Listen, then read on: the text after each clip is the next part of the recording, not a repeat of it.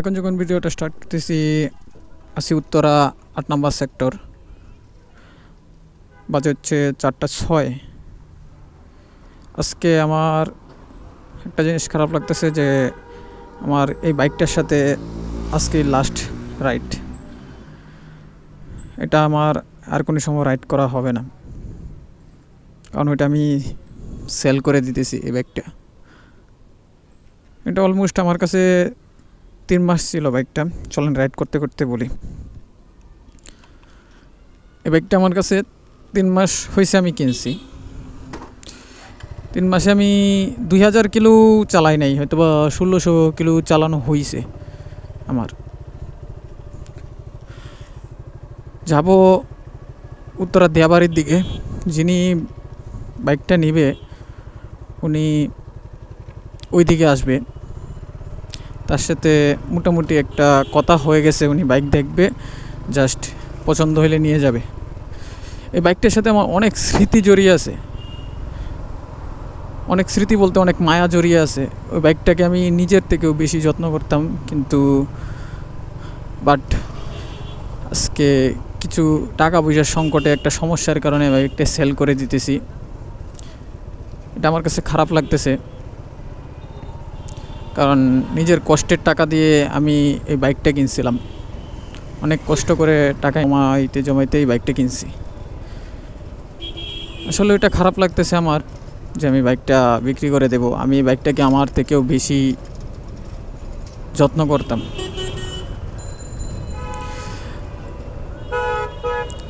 কারণ একটা বাইক কিনা আমার অনেক আগে থেকেই স্বপ্ন ছিল। বাইকটা আমার ইমোশন ছিল, আর প্রত্যেকটা ছেলেরই বাইকটা হচ্ছে একটা ইমোশন, বুঝছেন। এখন কথা হইল যে বাইক সেল করে দিতেছি, যেহেতু আমার ইমোশন, বাইক অবশ্যই একটা নিব, কিন্তু এখন নিতে পারবো না, কারণ ওই টাকাটা আমার কাছে নেই। কারণ এখন বাইকটা সেল করে আমি টাকাটা অন্য একটা কাজে লাগাবো, ছোটো যে কোনো একটা কাজে লাগাবো। আমি বাইকটা সেল করে দিতেছি, আমার কাছে খারাপ লাগতেছে। আমি এটাকে এত যত্ন করতাম যে আমি নিজের থেকেও বেশি এটাকে যত্ন করতাম। তো ব্যাপার না, শখের জিনিস বেশি দিন থাকে না, ওইটা সত্য কথা। তেমনি ওইটা আমার কাছে বেশি দিন রইল না। বাইকটা আমি 3 মাস হয়েছে যে বাইকটা কিনছি, ওইটা আমার কাছে বেশি দিন রইল না। যাই হোক, আপনারা দোয়া করবেন যাতে অতি শীঘ্রই আরেকটা বাইক আমি নিতে পারি। একটা বাইক নেওয়ার ইচ্ছা আছে, আর এটা সেল করতেছি ঠিক আছে, আমার ইচ্ছা আছে এটার আপডেট ভার্সন নেওয়ার। হয়তোবা এখন টাকাটা কাজে লাগাবো, আবার টাকা আস্তে আস্তে অ্যারেঞ্জ করে আবার কিনতে হবে আর কি।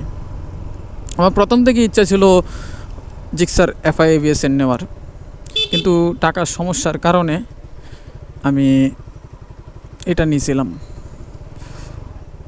এখন আবার ওই টাকা পয়সার সমস্যার কারণে আমি বাইকটা সেল করে দিতেছি। আমার এত পরিমাণ খারাপ লাগতেছে, আমি বাইকটা সেল করে দিতেছি।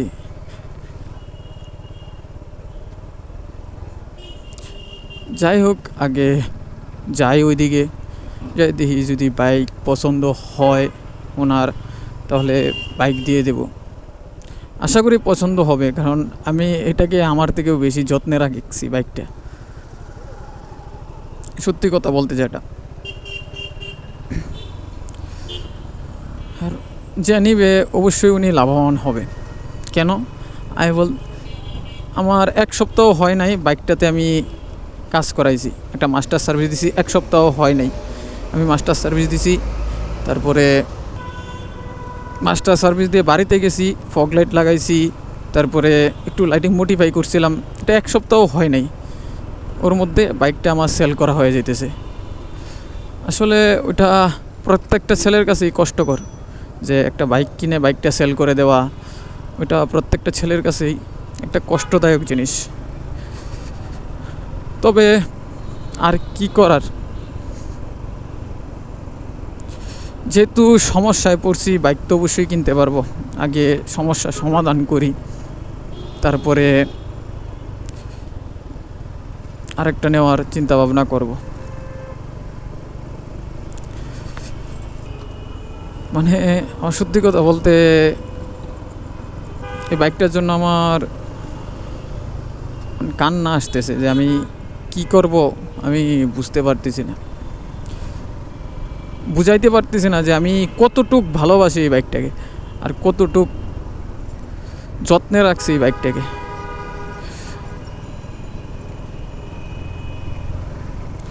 তবে চলেন আগে ফ্রেন্ডের বাসায় যাই, ফ্রেন্ডের বাসার সামনে যাব, ফ্রেন্ড বলছিল যাবে, ওকে নিয়ে একসাথে তারপরেই যাব।